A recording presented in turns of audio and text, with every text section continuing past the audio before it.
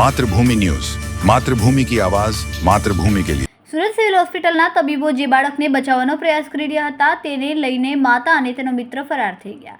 આ મામલે પોલીસને જાણ કરવામાં આવતા માતા મળી આવી હતી, જ્યારે તેનો મિત્ર ફરાર થઈ ગયો. ઉલ્લેખનીય છે કે સિવિલે બાળકને બચાવવા માનવતા દાખવી હતી, જોકે માતા માનવતા ભૂલી ગઈ હતી અને ગંભીર હાલતમાં બાળકને મિત્ર સાથે ભાગી ગઈ હતી.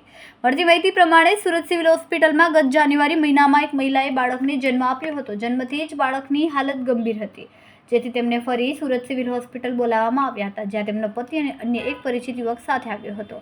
બાળકને સ્તનપાન કરાવવા માટે આઈસીયુમાંથી માતા પાસે બહાર લઈ જવામાં આવતું હતું. દરમિયાન 6 દિવસની સારવાર બાદ ગતરોજ સવારે પહેલા મહિલા અને ત્યારબાદ યુવક બાળકને લઈને સુરત સિવિલ હોસ્પિટલમાંથી ભાગી ગયા હતા, જેથી પોલીસને જાણ કરવામાં આવી હતી. આખી ઘટના શું છે, ક્યારે આવેલા અને કઈ રીતની ટ્રીટમેન્ટ ચાલી રહી છે?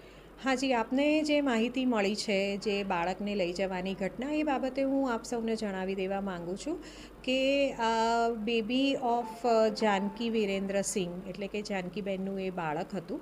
એ બાળકનો જન્મ 15 જાન્યુઆરીના રોજ થયેલ હતું અને એ બાળકને 15 જાન્યુઆરીના દિવસે જ અમારા આઈસીયુમાં દાખલ કરવામાં આવેલું હતું. એનું મુખ્ય કારણ તો એ મધરને જે છે એ સિઝેરિયન સેક્શનથી ડિલિવરી થયેલ હતી અને તે પછી બાળકને શ્વાસ લેવામાં તકલીફ હતી. એની વધારે તપાસ કરતાં એના હૃદયમાં કાણું હતું અને એની પાછળની બાજુએ એટલે બેક સાઈડે એને એક મોટું જે સ્વેલિંગ જેવું એટલે કે બહાર ઉપસેલો ભાગ હતો.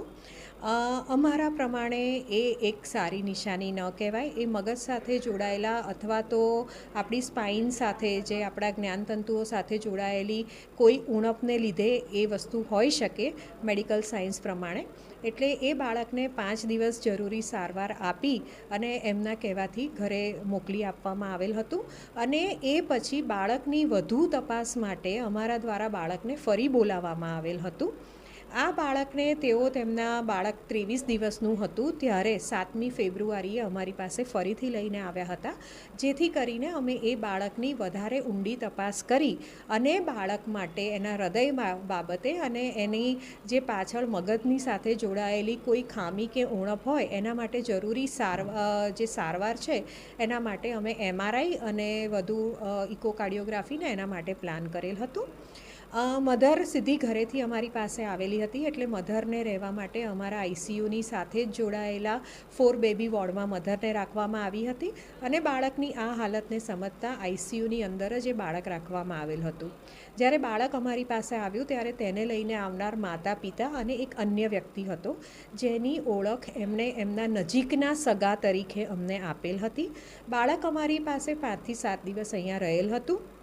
તે દરમિયાન બાળકના પિતાની હાજરીમાં તેમજ ગેરહાજરીમાં એ વ્યક્તિ અંદર આવતા હતા, માતા પાસે જતા હતા અને માતાને જ્યારે બાળકને ધાવણ આપવું હોય ત્યારે એ અંદર આઈસીયુની અંદર આવી અને અમારા નર્સિંગ સ્ટાફની મદદથી એ બાળકને બહાર લઈ અને માતાને આપતા હતા.